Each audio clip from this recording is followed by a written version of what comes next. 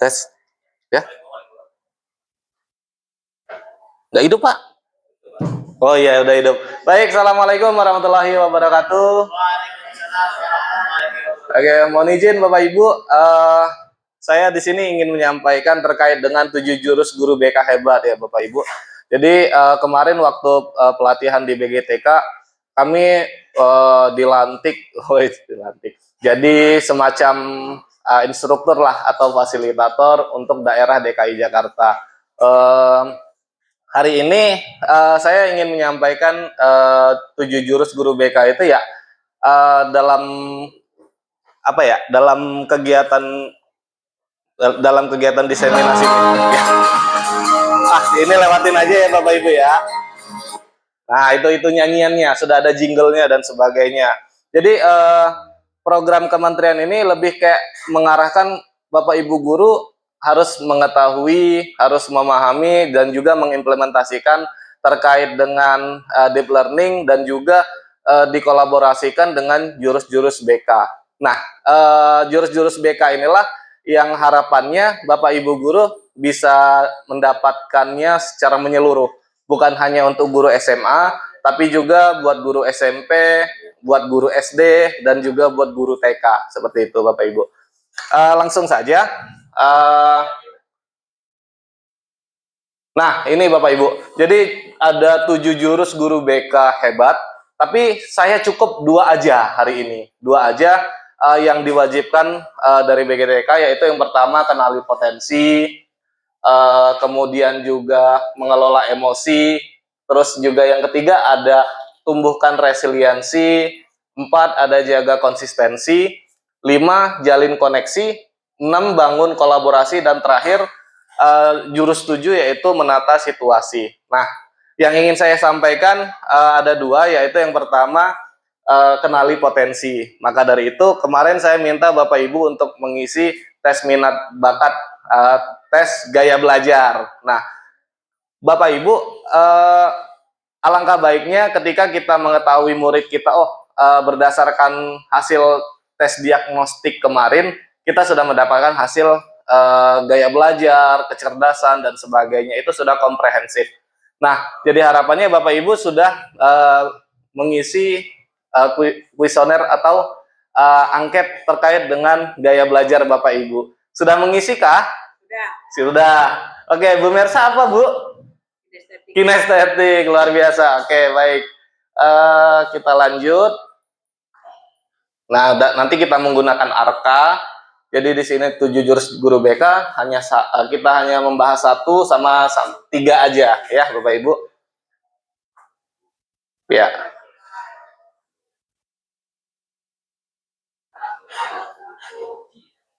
Oke. Saya rasa cukup. Nah, langsung saja kita ke yang pertama ya Bapak Ibu ya. Terkait dengan jurus pertama yaitu kenali potensi Bapak Ibu.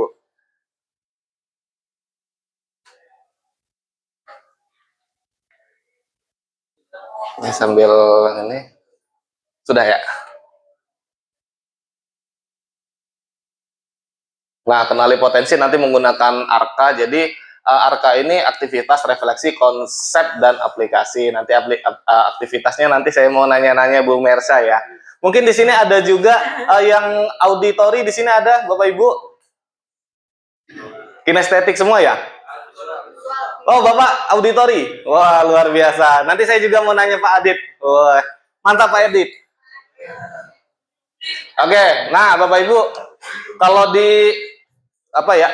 Kalau di kementerian itu kayak jurus-jurus BK ini disamakan dengan jurus pencaksilat gitu ya. Jadi Bapak Ibu guru tiba di Padepokan Telaga Air, kemudian juga di sini Bapak Ibu guru mengenal diri, mengoptimalkan cara berpikir, merasakan potensi diri yang mengalir, mengoptimalkan energi baik, semakin hadir dan selamat melanjutkan perjalanan pertama, hati-hati tergelincir. Nah, ini kemarin ya melalui Aku Pintar Bapak Ibu. Oke, kita sudah mendapatkan hasilnya. Kita lanjut saja. Boleh ada mic satu, Pak? Nah, saya ingin nanya ke Bu Mersha nih.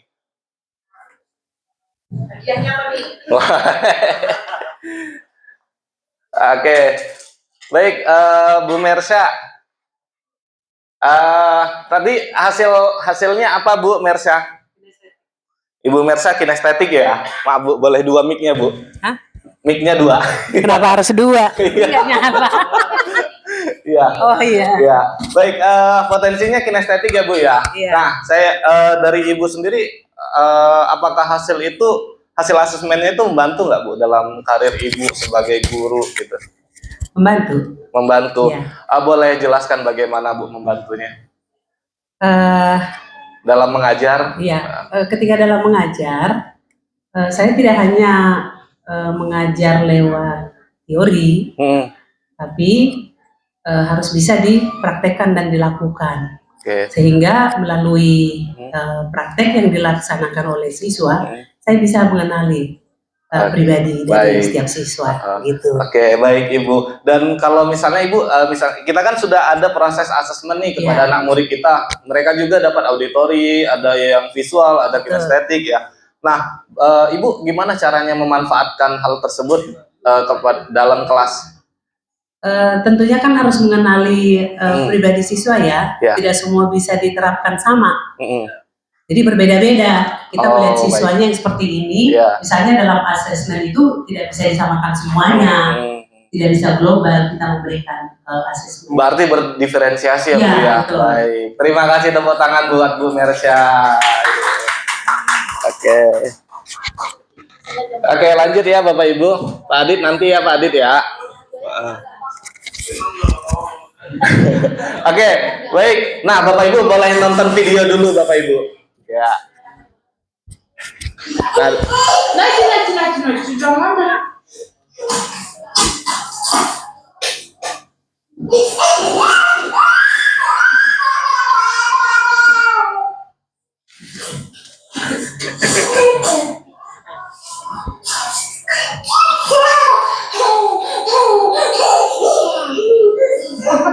Iya, jadi Bapak Ibu intelijensi itu idealnya itu perilaku yang berulang, kreativitas dan juga pemecahan masalah. Nah, kalau dilihat dari sini kan ini anak ini kan melalui permen, yang satu menangis, yang satu mencari cara, oh ini ada celah nih, bisa kita ini. Artinya dia kreatif juga, pemecahan masalahnya solutif seperti itu ya, Bapak Ibu. Lanjut. Nah ini gambar lama tapi selalu diulang-ulang ya Bapak Ibu. Selalu ada gajah, penguin, kera ya. Jadi memang pengibaratannya seperti murid kita di dalam kelas memiliki taraf kecerdasan yang berbeda-beda, termasuk juga gaya belajarnya yang berbeda-beda. Lanjut. Nah, termasuk juga kecerdasan majemuk Bapak Ibu. Boleh dilihat di sini ada foto-foto para tokoh, termasuk juga yang paling bawah ini Megawati ya, Megawati, ya Megawati Pak, yang pemain voli Pak. Ya. Nah itu termasuk dia cerdas body kinestetik. Ya, kalau B.J. Habibie logikal, matematikal dan sebagainya. Ya, lanjut Bapak Ibu. Nah, di sini ada cara mengenali potensi itu ya, yang kemarin tradisional satu cara untuk semua murid, tapi kalau sekarang terdiferensiasi seperti yang disampaikan oleh Bu Mersha, banyak cara untuk siswa itu mendapatkan pembelajaran itu sesuai dengan minat dan bakatnya. Itu konten, proses, oke. Nah, itu ada tiga ya Bapak Ibu gaya belajar visual ya. Bapak Ibu bisa menggunakan kalau visual menggunakan gambar, peta konsep, video, kemudian juga ajak murid membuat coretan yang warna-warni.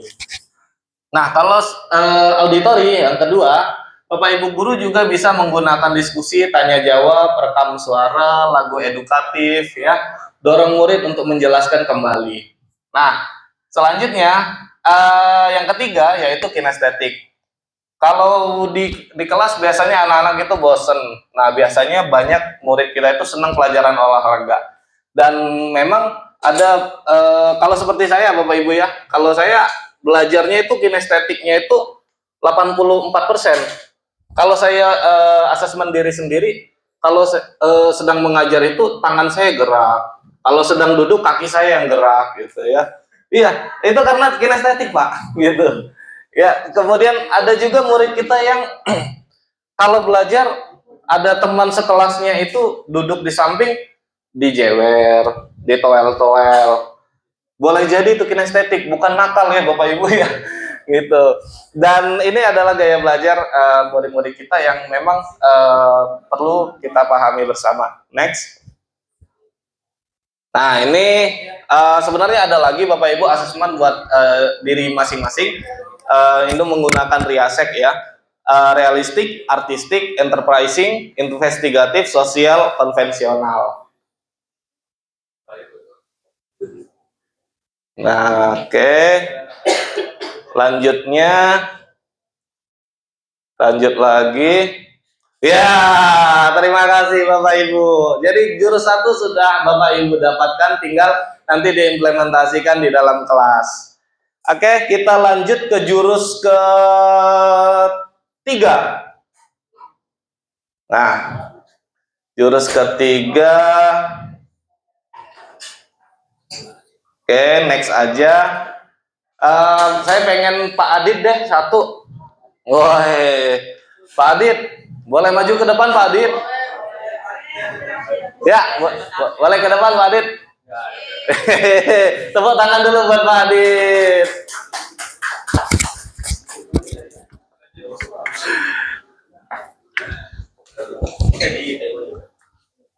Nah. Nih Pak Adit. Nah. Nih, 2 mic Pak. Wah. Baik Pak Adit, saya ingin bertanya nih. Iya. Dua-duanya Pak Adit. Gimana Pak Gulman? Ya, dua-duanya boleh, siap. Janganlah satu aja lah. Satunya buat video Pak. Ya. Buat di kamera, siap. Baik Pak Adit, saya mau tanya nih Pak Adit. Kalau misalnya seandainya Pak Adit datang dari rumah ke sekolah itu, ya, bannya bocor. Betul. Di tengah jalan, apa yang Pak Adit rasakan? Ban motor. Iya. ban motor. Yang saya rasakan itu yang pertama sedih ya Pak Gulman. Sedih. Nah, oke, baik. Nah, selain sedih loh. Saya merasa dunia ini tidak adil pada saya. Oke. Baik, selanjutnya Pak Adit, seiring berjalannya waktu Pak Adit akhirnya dorong nih dari depan simpang kelurahan ke sekolah, dorong motor nih. Ya. Nah, ketika tapi saya nggak lewat sana Pak Gulman. Seandainya. Oh iya. Iya, oke.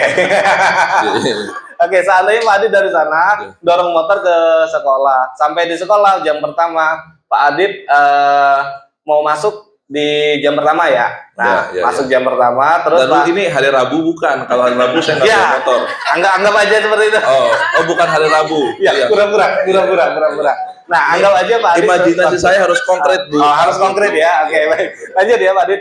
Ketika Pak Adit nyampe di kelas, ternyata bahan pelajaran laptop ketinggalan. Apa yang Pak Adit dirasakan lagi?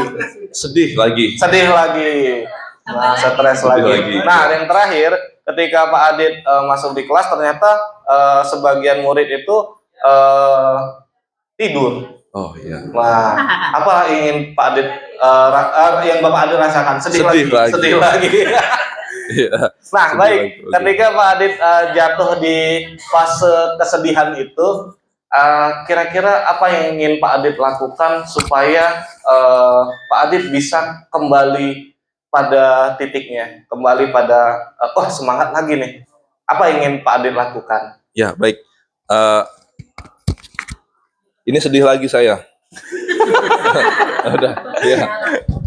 Sekarang udah nggak sedih lagi. Ya, betul. Jadi begitu Pak Gulman. Jadi ketika saya sedih karena mic-nya mati barusan, nah, jadi Pak Gulman bantu saya. Nah, itu membuat saya kembali senang lagi. Jadi seandainya saya menemukan hal yang membuat saya sedih. Contohnya tadi ban bocor, kemudian bahan ajar ketinggalan, terus anak-anak tidak siap untuk belajar. Ya, yang saya lakukan adalah bagaimana saya menyelesaikan permasalahan yang saya hadapi dulu pertama, sebelum saya mencari ini kesalahan apa atau kesalahan siapa, atau ya introspeksinya menurut saya nomor 2, tapi penyelesaiannya terlebih dahulu. Nah, jadi menurut saya pemecahan ininya betul, dulu ya, masalah akar masalahnya ya, Pak. Oke, nah, baik. Mungkin kalau dari kejadian tadi itu tidak terlalu membuat saya bingung atau gusar ya Pak Gulman, karena memang solusinya mungkin sudah ada di depan mata. Cuma berbeda masalah ketika ada sebuah kejadian yang tidak bisa saya selesaikan sendiri. Contohnya kayak gini. Ya. Oke. Ya, akhirnya bisa saya selesaikan sendiri seperti itu. Baik. Ya. Oke, cukup Adit. Cukup. Oke, terima kasih, tepuk tangan buat Pak Adit. Ya, makasih Pak Adit. Ya. Untuk Pak Adit silakan duduk lagi. Terima kasih Pak Adit. Ya, baik Bapak Ibu. Tadi sedikit cerita dari Pak Adit, dan hari ini saya pengen kita membicarakan tentang resiliensi Bapak Ibu. Boleh kita nonton sedikit ya Bapak Ibu?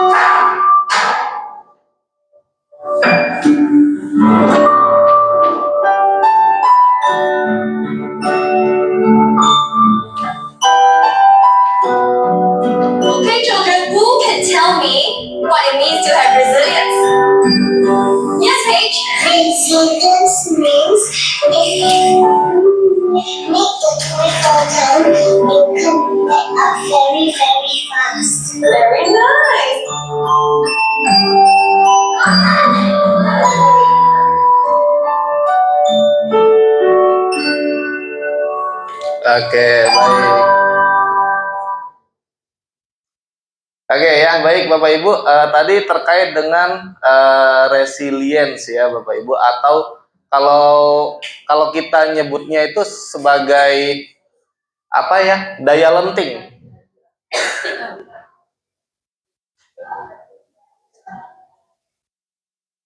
Nah,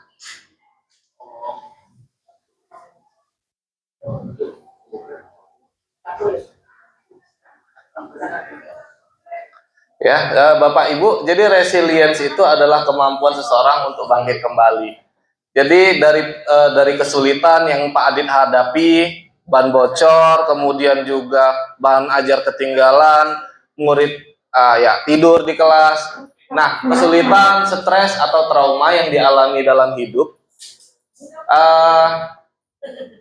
ini adalah kemampuan untuk beradaptasi, bertahan, bahkan tumbuh lebih kuat setelah menghadapi tantangan. Anggap aja resiliensi itu adalah bola bekel ya Bapak Ibu, atau bola karet. Semakin dia jatuh dari ketinggian yang makin tinggi, dia akan mantulnya lebih tinggi juga ya Bapak Ibu. Nah, mengapa daya lenting makin penting? Kalau kita lihat Bapak Ibu, berita-berita sekarang, jadi murid kita diejek, Tak punya ayah, anak SD di Banyuwangi tewas gantung diri. Tak tahan dibully sebagai anak yatim, siswa SD bunuh diri. Terus ada juga dari Tribun, siswa SMP bunuh diri saat HP disita. Ya, nah ini termasuk apa ya, daya lentingnya itu kurang. Nah, Bapak Ibu, self resilience itu apa namanya, jadi satu dari berbagai macam ini, termasuk positif perspektif atau ya bisa disebut prasangka baik ya, kemudian kestabilan emosi, cara beradaptasi, growth mindset ya, effective problem solving atau pemecahan masalah ya. Nah, di sini menjadi satu di dalam self resilience atau daya lenting. Nah, Bapak Ibu, pola pikir bertumbuh itu sejak ada dalam pikiran. Saya pengen nanya sama Bu Ika. Bu Ika, boleh Bu Ika, saya mau nanya sedikit aja. Oh, selain BK? Boleh Bu Cynthia ya, Bu Cynthia boleh ya?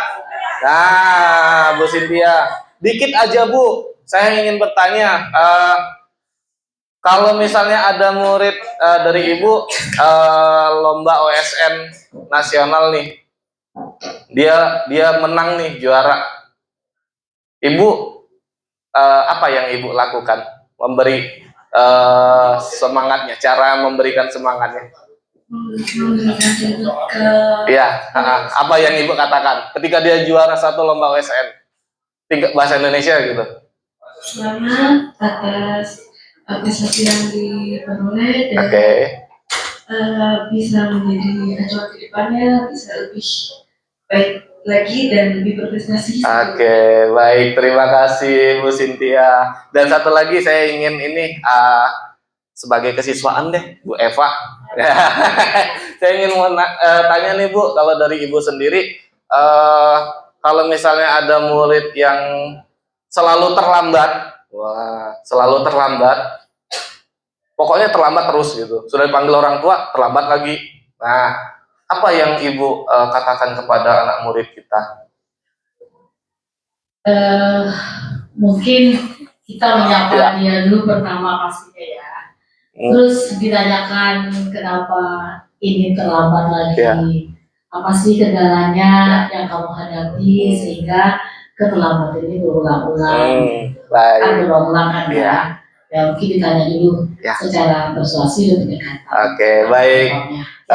Terima kasih, tepuk tangan dulu buat Bu Eva sama Bu Cynthia. Ya, jadi baik Bapak Ibu, cerita si kembar ini saya ingin nyampein kayak gini Bapak Ibu. Jadi ada dua apa namanya mindset atau mindset ya Bu ya? Mindset terkait dengan cara otak kita bekerja. Jadi ada fixed mindset sama growth mindset. Jadi misalnya kayak gini, kesuksesan. Saya bisa sukses jika saya punya bakat, itu fix Bapak Ibu. Tapi kalau growth mindset, saya bisa sukses dengan berusaha. Kegagalan. Kalau fixed mindset, saya menyerah. Saya nyerah, udahlah, nggak bisa lagi. Kemudian kalau growth mindset, saya akan coba lagi. Selanjutnya ada kesulitan, saya tidak bisa. Tapi bisa diubah menjadi growth mindsetnya, saya belum bisa. Ya, kalau ada masalah, mengapa masalah ini terjadi pada saya, itu fix. Kemudian kalau dia grow, solusi apa yang bisa saya upayakan? Gitu. Nah, kritik, waduh, saya sakit hati, itu fix. Kemudian kalau grow, terima kasih, saya akan memperbaikinya. Jadi faktanya Bapak Ibu, lanjut saja. Faktanya saya ingin nyampein kayak gini Bapak Ibu. Ada namanya neuropsikologis atau di sini ada neoplastisitas. Jadi dalam otak kita itu sebenarnya terus tumbuh Bapak Ibu, terus tumbuh. Ini ada ininya ya, ada tahapannya: dendritic plasticity, synaptic plasticity, dendritic, kemudian axonal. Nah, neuroplastisitas itu adalah mekanisme biologis yang mendasari growth mindset, Bapak Ibu. Mindset. Setiap individu dengan growth mindset menghadapi tantangan dan berusaha mengatasinya, sebenarnya otak mereka itu sedang bekerja membentuk dan memperkuat koneksi saraf baru terkait dengan keterampilan atau pengetahuan tersebut, ya.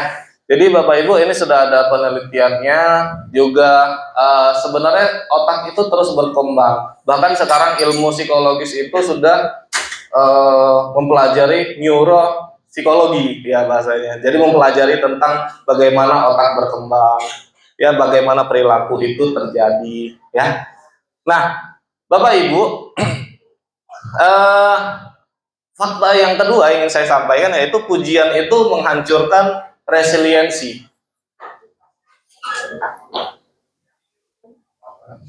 Mana? Nah, jadi seperti yang saya tanya tadi sama Bu Cynthia, ya, sebenarnya yang disampaikan Bu Cynthia itu boleh jadi masuk ke dalam pujian. Tapi sebenarnya kalau kita ingin memberikan dukungan atau supaya anak ini tetap tumbuh, itu bisa melihatnya dari fokus dari perilakunya, Bapak Ibu. Bukan kepada anak tersebut, ih kamu hebat, kamu ganteng, kamu juara. Tapi lihatlah pada dan fokuslah pada perilakunya, yaitu kamu sudah bekerja keras dan kamu dapat itu dengan layak. Nah, ada juga ketika anak murid kita sedang ada masalah, terus dia terjadi perubahan ke arah yang lebih baik, Bapak Ibu guru bangga padamu. Tapi ini sebagai subjeknya yaitu orang tua, bukan anak. Supaya anak mendapatkan encouragement, anak sebagai subjek, ya, atau kata-katanya bisa, kamu pasti bangga pada dirimu, ya.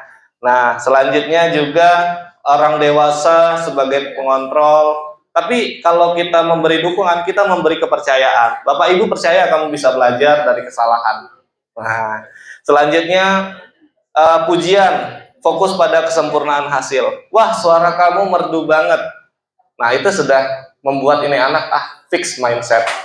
Tapi kalau misalnya kita memberikan dukungan, encouragement, kamu sudah berlatih sangat keras, kamu pasti bisa. Dan yang terakhir, anak kalau misalnya diberi pujian, anak akan semacam, aku udah sampai pada titik ini loh, gitu. Jadi anak berbuat salah itu takut. Jadi kamu memang anak yang patuh, tidak mengecewakan ibu. Ya, balik lagi, ibunya sebagai subjek. Nah, tapi kalau misalnya dukungan, semua anak belajar sepeda seperti kamu, ya, pernah jatuh. Ayo kita coba lagi, ya. Gitu. Jadi mendorong keberanian. Nah, ini yang bisa saya sampaikan, ya Bapak Ibu. Nah, tadi yang disampaikan oleh Mam Eva juga sebenarnya itu teknik burger, Mam Eva. Jadi diawali apresiasi, kemudian di tengahnya koreksi, ditutup lagi dengan apresiasi. Bapak Ibu, kamu udah bekerja keras, tapi ada hal-hal yang sepertinya kurang baik di sini, ya. Kemudian Bapak percaya kamu pasti bisa. Itu sebenarnya teknik burger. Sudah terbiasa kita di sini, ya Bapak Ibu, ya. Selanjutnya, nah ini termasuk model jendela Johari, tegas dan lembut. Jadi kalau misalnya kita tidak tegas, tidak lembut, ya posisi anak ya sebagai objek, hasilnya orang tua dan anak sama-sama kalah. Tapi kalau kita tegas lembut, modelnya bersama, orang tua dan anak sebagai subjek, orang tua menang, anak juga menang. Oke. Selanjutnya ini teknik burger udah.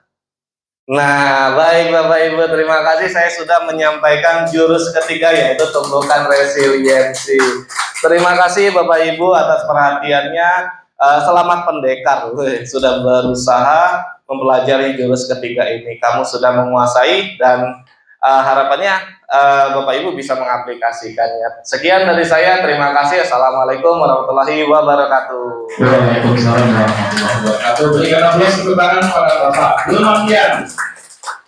Jangan-jangan Bapak Ibu Bapak Ibu guru kita mendapatkan kesempatan di kementerian, itu artinya sekolah kita sebagai